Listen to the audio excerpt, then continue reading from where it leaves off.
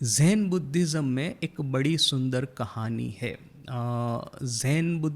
अभी हमको तो पता है कि ज़ैन बुद्धिज़्म का इवोल्यूशन कैसे हुआ। भारत में से जो बौद्ध धर्म चाइना में गया, तो उस समय चाइना में उसकी एक सब ब्रांच प्रारंभ हुई। उसका नाम था चान। चान या तो फिर चैन, जो भी आप प्रोनाउंस करें, CHAN। ये चान जो था, चान बुद्धिज्म या तो फिर बुद्धिज्म की चान स्कूल, ये ध्यान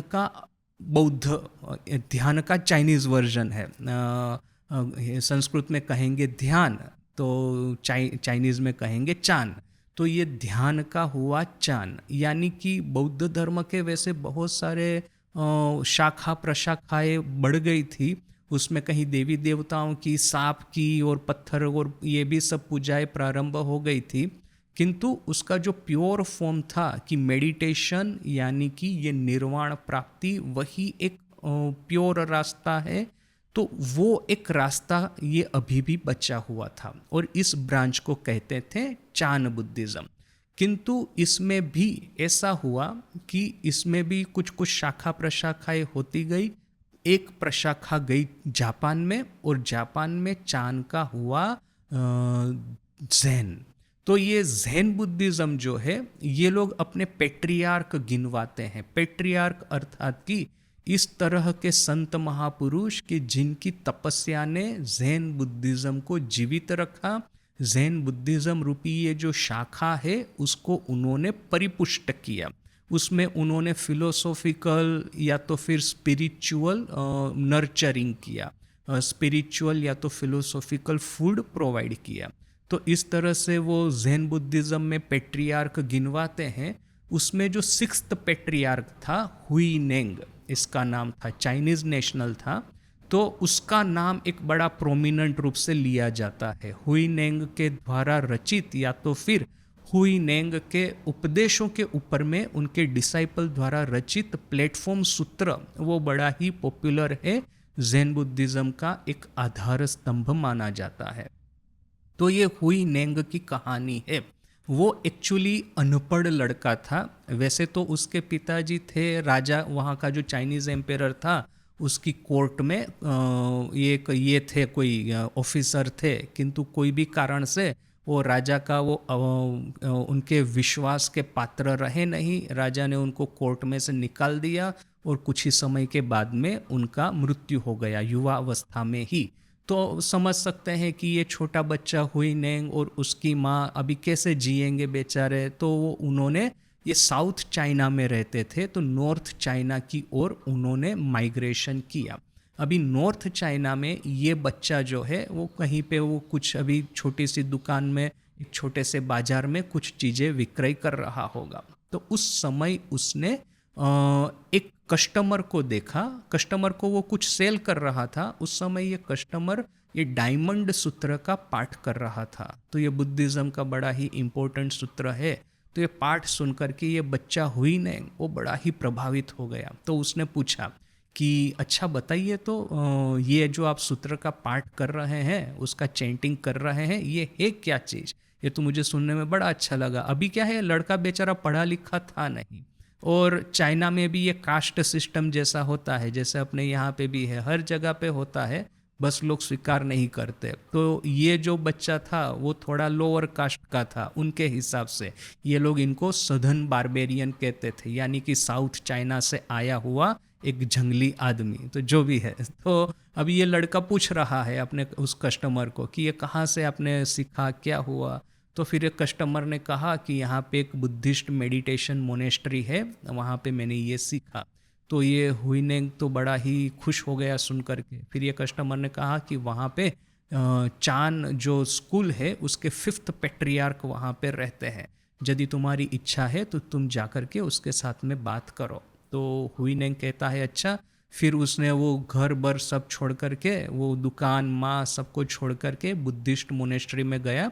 मेडिटेशन मोनेस्ट्री में जाकर के ये जो फिफ्थ पेट्रियार्क था उस समय का गुरु वहाँ का मोनेस्ट्री का, उसके साथ में बात की। अभी देखिए कि ये कास्ट सिस्टम कैसे काम करती है। हुईनेंग को देख करके ही वो समझ गए, वो फिफ्थ पेट्रियार्क, कि ये जो साउथ चाइना से आया हुआ अनपढ़ गंवार आदमी है। तो उन्होंने पूछा कि तुम यहाँ पे क्यों आए हो? तो इसने कहा कि मुझे भी यह सब चीज़ें स्टडी करना है। तो ये पूछते हैं कि तुम्हारा जो ओरिजिन जो है साउथ चाइना से हो और फिर तुम अनपढ़ हो, गंवार हो और बारबेरियन हो, तो तुम क्या ये समझ पाओगे क्या कि यहाँ पे जो मैं सब सिखा रहा हूँ बौद्ध धर्म के बड़े ही हाईली फिलोसॉफिकल सूत्र, हाईली फिलोसॉफिकल स्क्रिप्चर्स, उसका यहाँ पे अभ्यास होता है, तुमको क्या ये सब समझ में आएगा? तो लड़के ने फट करके उत्तर दिया कि Buddha nature is equal for everyone. ये जो बुद्ध नेचर जो है उनका ये जो सही स्वरूप है, आपका भी वही है, मेरा भी वही है। ये वही उत्तर हुआ जो कि उस चंडाल ने शंकराचार्य को दिया था। शंकराचार्य गंगा में स्नान करके बाहर आ रहे थे, घाट के ऊपर में चंडाल ने उनको स्पर्श कर दिया। तो शंकराचार्य ने क्या कहा? दूरम अपसर रे चंडाल, तुम दूर चले जाओ चंडाल, मुझे स्पर्श क्यों किया? तो चंडाल ने इमीडिएटली उत्तर दिया कि आपके भीतर में वही आत्मन है जो कि मेरे भीतर में है। तो आपने कैसे कर दिया? कह दिया कि आप ब्राह्मण है, मैं चंडाल हूँ। तो इमीडिएटली वो शंकराचार्य को ज्ञान हो गया। तो यहाँ पे भी देखिए कि ये जो बारबेरियन था साउथ चाइना से आया हुआ हुइनेंग, उसने एग्जैक्टली सेम उत्तर दिया कि आपका भी वही सेम बुद्धा नेचर है जो कि मेरा है। तो फिर मैं बारबेरियन हूँ, आप ज़्यादा पढ़े लिखे स्कॉलर है, ऐसा कैसे आपने कह दिया? तो ये जो फिफ्थ पेट्रियार्क था वो बड़ा इंप्रेस हो गया। उसने सोचा इसको रख लेते हैं। किंतु ये कास्ट सिस्टम जो होती है ना, सब जगह पे बड़ी टेढ़ी मेढ़ी होती है। तो वहाँ पे भी उसने कहा कि पेट्रियार्क ने कहा देखो भाई, मैं तुमको यदि मोनेस्ट्री में बाकी सब लड़कों की तरह, भिक्षुओं की तरह रखूंगा तो ये लोग है ना तुम्हारे से नाराज हो जाएंगे। हो सकता है कि मेरी भी आज्ञा का उल्लंघन कर दे, क्योंकि ये सिस्टम बड़ी स्ट्रांग है। साउथ चाइना से आए हो, तुम लोअर कास्ट के हो, तुम एक काम करो, वर्कर के रूप में रहो और वर्कर के रूप में जो सफाई वगैरह करना है, क्लीनिंग करना है, ये जो गेहूं वगैरह जो सेपरेट करना है वो अपने उसमें से वो सब तुम करते रहना, ठीक है तुम, किंतु ये जो स्टडी हॉल है, मेडिटेशन हॉल है, वहाँ पे तुम मत आना। तो ये लड़का कहता है ठीक है चलो, कैसे भी करके मोनेस्ट्री में तो रहने को मिला। तो ये बेचारा झाड़ू पोछा लगा रहा है, फिजिकल वर्क कर रहा है, सब कुछ कर रहा है। अभी एक दिन ऐसा आया कि जो फिफ्थ पेट्रियार्क था, अभी उसका अंतिम समय आ गया है। तो अभी ये सिंबॉलिकली उसको अपना जो गुरु पद है, गद्दी जो है, उसको ट्रांसमिट करना है उसके डिसाइपल को। तो कैसे होता है? उसका जो रोब है, यानी कि ये जो साधु के जो भिक्षु के जो वस्त्र है वो, और बेगिंग बोल, अर्थात कि ये लोग तो भिक्षा मांग करके वो जीवन निर्वाह करते थे। तो उसके जो वस्त्र और ये जो भिक्षा का पात्र, ये अपने डिसाइपल को देगा। जिसको देगा वो बनेगा सिक्स्थ पेट्रियार्क। तो अभी क्या है कि इस तरह से तो फट करके किसी को आप पेट्रियार्क नहीं बना सकते, बड़ा ही इंपॉर्टेंट पोजीशन है। तो फिर ये गुरु ने क्या किया, फिफ्थ पेट्रियार्क ने, कि कंपटीशन रखा कि आप पोएम लिखिए, देखिए पोएम किसका अच्छा सा लिखते हैं। अब उसका जो बुद्धा नेचर जो है आपका, वो आपको रियलाइज हुआ है कि नहीं, ये जो सूत्र वगैरह है, स्क्रिप्चर्स वगैरह है, वो आपको समझ में आए हैं कि नहीं। तो वो हाइकू वगैरह नहीं होता 3 लाइन का पोएम, ना कि ऐसा कुछ। तो इस तरह से शॉर्ट पोएम आप लिखिए और बताइए, तो उसको पढ़ करके मुझे समझ में आएगा कि आपको रियलाइजेशन हुआ है कि नहीं। तो उस समय उसका एक प्रोमिनेंट डिसाइपल था उस मोनेस्ट्री में, और सबको लगता था कि वही जीत जाएगा, क्योंकि वो तो हम लोग एक दूसरे को ऑब्जर्व करते रहते हैं ना, सबकॉन्शियसली हम एक दूसरे को मेजर करते रहते हैं। वो जब इक्वल आप क्लासरूम में देखिए कि कहाँ पे भी देखिए, वो एक दूसरे को मेजरमेंट तो चलता ही रहता है, सबकॉन्शियस कंपटीशन तो चलती ही रहती है। तो सबको पता था कि एक डिसाइपल ऐसा है इस मास्टर का इस मोनेस्ट्री में कि वो जीत ही जाएगा। तो सबने उसको कहा कि भाई तुम लिखो। तो इस डिसाइपल ने क्या किया, वहाँ पे एक दीवार थी, दीवार के ऊपर में उसने ये पोएम लिख दी। क्या लिखता है वो पोएम में? The body is the Bodhi tree, ये देह है वो है ये बोधि वृक्ष। The mind is like a bright mirrors stand, ये मन जो है वो एक चमकीला एक आईना है। At all times we must strive to polish it, हमको इस आईने को सतत क्लीन करते रहना होगा।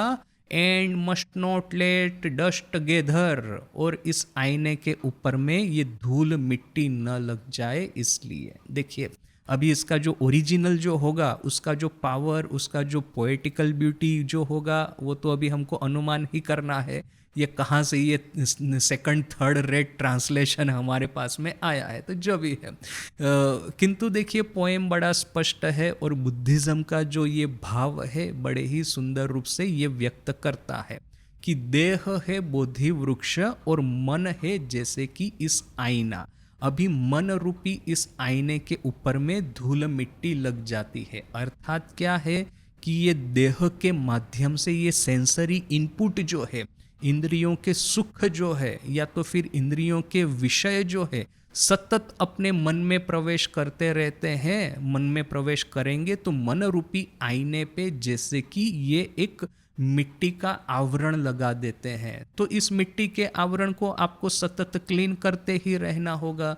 जैसे ही ये मिट्टी का आवरण हट जाएगा, हम आईने में देखेंगे तो हम अपना सही बुद्ध स्वरूप जो है उसका दर्शन कर पाएंगे, निर्वाण प्राप्त कर पाएंगे। तो ये एक्चुअली जो भगवान बुद्ध का जो एक सतत आत्मदीपो भव, ये जो भाव जो है एकदम सुंदर रूप से व्यक्त करता है ये सूत्र। अदरवाइज उस समय की ये जो पुरानी सुपरस्टिशियंस वगैरह थी तो ऐसी थी कि ये कोई देवता है, कोई उपदेवता है, कोई भूत है, कोई ये पिशाच है, कोई देवी है, इन सब का हमारे पे कोप हुआ है, इन सब का हमारे पे कोई बुरी नज़र पड़ी है, तो बुरी नज़र को हटाने के लिए अभी यह सब कुछ एक के बाद एक हमको विधि विधान करने पड़ेंगे। ये बहुत ही प्रचलित था और समाज में तो प्रचलित था ही था, किंतु हमने स्वामी जी को पढ़ करके हमको ये भी पता है कि इवन बुद्धिज़्म में भी जो जातियाँ प्रजातियाँ प्रवेश कर गई,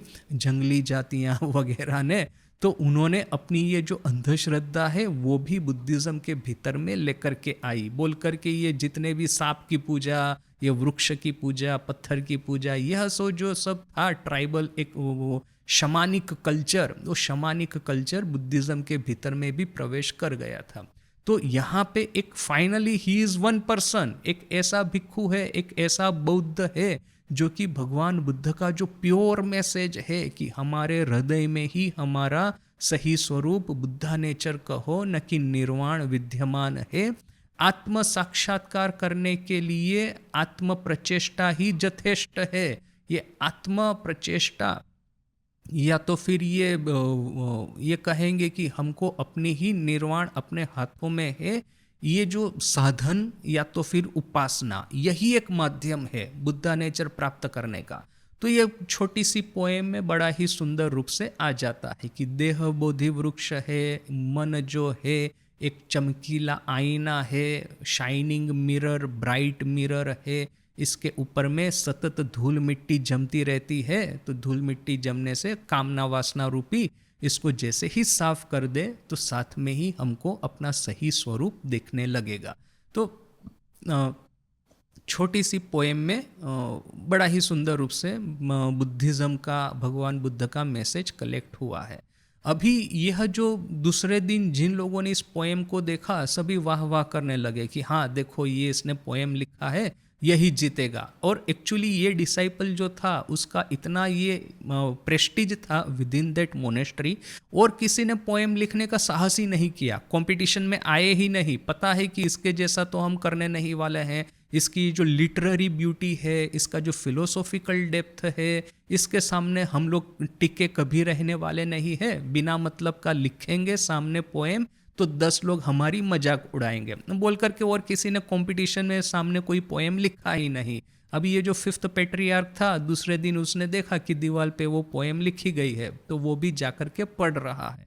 पढ़ कर के किंतु कोई मतामत नहीं दे रहा है, कोई ओपिनियन नहीं दे रहा है। तो सब लोग आश्चर्यचकित हो गए कि ये गुरु कुछ बोल क्यों नहीं रहे हैं। उन्होंने तो सोचा था जैसे ही गुरु ये पोएम पढ़ेंगे इमीडिएटली अपना जो बेगिंग बोल है और अपना जो भिक्खु का रोब है वो सीधा उसको दे देंगे। तो किंतु यहाँ पे गुरु कुछ बोल नहीं रहे हैं, ना ही कोई ओपिनियन दे रहे हैं, ना ही उसको वो पेट्रियार्क बना रहे हैं। तो सब लोग आश्चर्यचकित हो गए।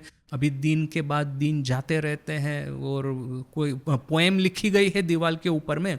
इनको लगा, बाकी सब डिसाइपल को, कि शायद गुरु को लोभ हो गया है अपनी गद्दी का। एक बार तो उन्होंने डिक्लेयर कर दिया कि हाँ मैं अपनी गद्दी छोड़ रहा हूँ, किंतु शायद उन्होंने देखा कि इतना अच्छा मुझे सक्सेसर मिल रहा है, तो शायद वो मेरा जो ये होगा, मैंने अभी तक जो किया है तो कहीं उल्टा पुल्टा न कर दे बोल करके गद्दी का लोभ हो गया होगा। ऐसा वो बोल सोचने वाले लोगों की तो कमी नहीं है, 10 चीज़ें सोचते हैं। तो दिन के बाद दिन जाने लगे। एक दिन एकाएक सब सुबह को उठ करके देखे तो आधी रात में किसी ने वहाँ पे दूसरी पोएम लिख दी थी। तो एकदम तुमने आग की तरह ये बात फैल जाती है ना। इतने दिनों तो स्पेक्यूलेशन चला कि गुरु कुछ बोलते नहीं, गुरु कुछ बोलते नहीं, क्या रीज़न है क्या है, और कोई सपने में भी नहीं सोच सकता था, क्योंकि जो रहने वाले थे सबने ठीक कर ही लिया था कि हम लोग तो कंपटीशन में कुछ लिखने वाले नहीं। तो ये सेकंड पोएम आ कहाँ से गई? सब लोग इकट्ठा होकर के पोएम पढ़ रहे हैं। क्या लिखा है? Bodhi originally has no tree. ये जो पहला तो सेंटेंस था कि body is the Bodhi tree, तो उसके सामने पोएम लिखी गई है कि there is no Bodhi tree. उसका दूसरा सेंटेंस है there is no bright mirror, and as there is no bright mirror the Buddha nature is always clear and pure, and as there is no bright mirror there is no need to clean it. तो अब ये poem इतना radical है, उसके concept में इतना powerful है कि सभी लोग आश्चर्यचकित हो गए कि इस तरह की पोएम लिख कौन सकता है। क्योंकि बुद्धिज्म का तो हार्ट ही यही है कि सतत साधना करते रहना, अपना मन जो है सतत कामना वासना से मुक्त रखे रहना। और यहाँ पे ये आदमी जिसने भी ये पोएम लिखा डिक्लेयर करता है कि there is no Bodhi tree, there is no bright mirror, there is no need to clean it, because there is no need to clean it, our Buddha nature always shines forth in its original form। जब हम यह कहते हैं कि उसके ऊपर में मिट्टी लग गई है तो हम अपने को ही भ्रमित कर रहे हैं। ऐसा ही तो कुछ इंटरप्रिटेशन हुआ। तो ये इंटरप्रिटेशन, ये पोएम इज सो रेडिकल, सभी लोग आश्चर्यचकित हो गए। कोई कोई गुस्सा भी हो गया कि अरे बुद्ध के टीचिंग्स के विरोध में ये कौन लिख रहा है। तो जो भी है, और पूरा हल्ला गुल्ला मच गया मोनेस्ट्री में। तो उस दिन किंतु मास्टर ने और सब लोग पूछ रहे हैं एक दूसरे को, क्या तुमने ये पोएम लिखा, क्या तुमने लिखा, तुमने लिखा? सभी बोल रहे हैं मैंने नहीं लिखा। तो उस दिन रात को मास्टर ने ये जो लड़का था हुई नेंग, जो लेबरर का काम करता था, झाड़ू पोछा लगाता था, खाने में किचन में सहाय करता था, उसको बुलाया। पूछा कि पोएम तुमने लिखा है? तो ये लड़के ने कहा हाँ मैंने लिखा है। तो ये मास्टर उनको कहते हैं कि देखो तुम्हारा जो पोएम है बुद्धा नेचर जो है उसको परफेक्टली उसको एग्जेम्पलीफाई करता है। क्योंकि जिस क्षण हम लोग ये मान लेंगे कि ये जो शाइनिंग मिरर या तो फिर मेरा मन, इसके ऊपर में धूल लगी हुई है, उसी क्षण तो हम इस तरह के भ्रम में पतित होंगे कि इस धूल को निकालने के लिए हम जीवन भर प्रयास करते रहेंगे, किंतु ना ही कोई मिरर है ना ही कोई धूल मिट्टी है। वो Buddha nature is always shining fourth. उसको तो हमको सिर्फ रियलाइज करना है, झूठ मूठ की तपस्या करके, उपासना करके, साधना करके समय नहीं गंवाना है, सिर्फ अपने बुद्धा नेचर को रियलाइज करना है। This is the true teaching of Buddhism. और मैं चाहता हूँ कि मैं अपना रोब और ये बेगिंग बोल तुमको दे दूँ, किंतु देखो कि यहाँ की जो कास्ट सिस्टम तुमको तो पता ही है कि मैं तुमको एज ए डिसाइपल के रूप में भी ना रख पाया, तो तुमको यदि मैं बना दूंगा पेट्रियार्क तो पता नहीं ये लोग नाराज होकर के शायद तुम्हारी हत्या भी कर दे। तो एक काम करो, ये लो मेरा बेगिंग बोल और ये लो मेरा रोब, ऐसा बोल करके उन्होंने दे दिया उसको। और कहा तुम रात को ही यहाँ से भाग खड़े हो, सुबह को मैं वो जो दूसरा डिसाइपल है जिसने पहली पोएम लिखी है, मैं उसको अपना दूसरा रोब और बेगिंग बोल दे करके उसको डिक्लेयर कर दूंगा, यानी ये लोग यहाँ पे शांत हो जाए, किंतु मेरे सही सक्सेसर तुम ही हो। तो उसी दिन रात को हुई नेंग अपने मास्टर का ये बेगिंग बोल और ये भिक्खू का रोब जो है वस्त्र लेकर के भाग खड़ा हुआ, और कहाँ दूर जा करके उसने एक दूसरी मोनेस्ट्री स्थापित की। और वहाँ से उसका ये जो टीचिंग्स और उसकी लाइफ है उसके बेस पे ये प्लेटफॉर्म सूत्र बोल करके रचित हुआ है। और इसके बेस पे ही फिर जापान का जो आज का फेमस ज़ेन बुद्धिज़्म जो है वो उसमें से डेवलप हुआ है। तो देखिए कि इस स्टोरी में कितना ब्यूटीफुली एक पोएम के माध्यम से हमको पता चलता है कि there is no Bodhi tree, there is no mirror, there is no need to clean the mirror. Why? Because the Buddha nature is always there. और ये स्टोरी पढ़ करके हमको ठाकुर की वो कहानी याद आ ही जाएगी, बड़ी फेमस कहानी, कि ये तोतापुरी ठाकुर को कहते हैं कि देखो हमको प्रतिदिन साधना उपासना करनी ही पड़ेगी। क्यों? क्योंकि जैसे ये कमंडलू है उसको मैं यदि प्रतिदिन नहीं धोऊंगा तो फिर इसके ऊपर में धूल मिट्टी लग जाएगी। तो ठाकुर क्या कहते हैं कि यदि ये सोने का हो गया तो फिर क्या प्रतिदिन धोने की जरूरत है?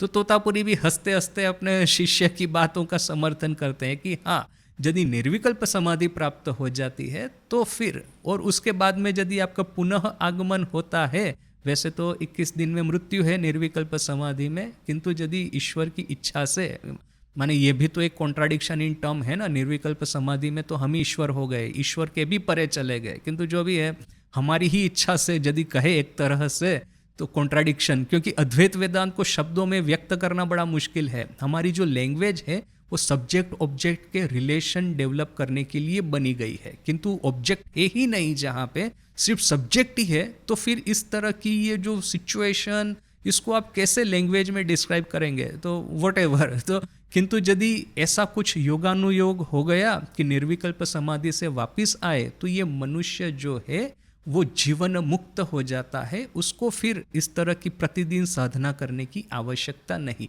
वो साधना करेगा, जैसे ठाकुर कहते हैं ना कि मधुमक्खी है तो मधुमक्खी फूल के जब तक वो मधु का अनुसंधान करती है तब तक वो आवाज करती है, कुछ न कुछ आवाज करती रहती है। उसके बाद में जैसे ही वो फूल उसको मिल गया, फूल के ऊपर में बैठ करके मधुपान कर रही है, उस समय बिल्कुल शांत हो जाएगी। किंतु जब मधुपान हो गया तब वो जो संतुष्टि के मारे, वो मतलब वो आत्मसंतुष्टि जो मिली है, संतुष्टि से आनंद प्राप्त करके कभी कभी वो गुनगुना करेगी, वो कोई ना कोई गीत जो है, कोई ना कोई ध्वनि है, उसको गुनगुनाया करेगी। तो यहाँ पे भी वो निर्विकल्प समाधि के प्राप्त करने के बाद में अभी पूरा जीवन तो साधना में ही बिताया है, तो ईश्वरीय आनंद में ही तो ये लोग मग्न रहेंगे। तो देखिए कि ये भ्रम किसको कहते हैं, कि जिस क्षण हम ये मान लेते हैं, देखिए यहाँ पे ये भी एक बात सीखने की है। हम लोग समझते हैं कि भ्रम कहीं अवकाश में रहता है, भ्रम कहीं हवा में रहता है, जो कि मुझे अपना ये जो सभी लोगों के भीतर में ब्रह्म दर्शन करने से रोकता है। भ्रम कहीं मेरे भीतर में विद्यमान है जो कि मेरे सही स्वरूप को पहचानने नहीं देता। भ्रम कहीं मेरे मन पे सवार हो गया है जो कि मुझे कामना वासना की ओर आकर्षित करता है। किंतु देखिए कि कामना वासनाएं है ही नहीं, ये भ्रम नहीं है ऐसा नहीं है, कामना वासनाएं ही नहीं है, ये तो हमने अपने को कंडीशन कर दिया है, जन्म जन्मांतर का ये कंडीशनिंग है। तो कि वो एक बच्चा अज्ञान के मारे उसको समझ में नहीं आता, वो सोचता है कि इंद्रिय के सुख ही उसके जीवन का सर्वस्व है, तो ना ही उसको माँ समझाती है, ना ही आजकल उसको गुरु समझाते हैं। तो वो इंद्रियों के सुख के पीछे बचपन से ही मारा मारा घूमता है। किंतु पहले से उसको पता चल जाए इंद्रियों का सुख किसी काम का नहीं, तो फिर बचपन से ही वो आत्मसंतुष्टि के साथ में ही वो बड़ा होगा। तो ये एक इम्पोर्टेंट मैसेज इसमें है। और इसके बाद में और भी बहुत सारी कहानियाँ हैं। ठाकुर की वो फेमस कहानी है, हमने जब कथामृत का पाठ कर रहे थे तो पिछली बार ही देखा था कि एक आदमी है, वो एक बाघ का एक मास्क पहन करके हमारे सामने आता है, बाघ की जो चमड़ी है उसको ओढ़ करके हमारे सामने आता है, हमको भय दिखा रहा है। हम हो सकता है कि कुछ क्षण के लिए तो डर जाए, किंतु फिर इमीडिएटली पहचान लेंगे कि अरे तुम तो मेरा मित्र हो हरे। तो फिर ये हरे बोल करके जो हमारा मित्र है वो हंसता हंसता चला जाएगा और किसी को डर दिखाने का प्रारंभ करेगा, और किसी को डर दिखाएगा। तो ये बाघ तो है नहीं, ये मित्र ही है अपना, बस उसने ये मास्क पहन करके रखा है, ये जो स्किन ओढ़ करके रखी है, तो उसको जैसे ही पहचान लेंगे वैसे ही वो भाग जाएगा।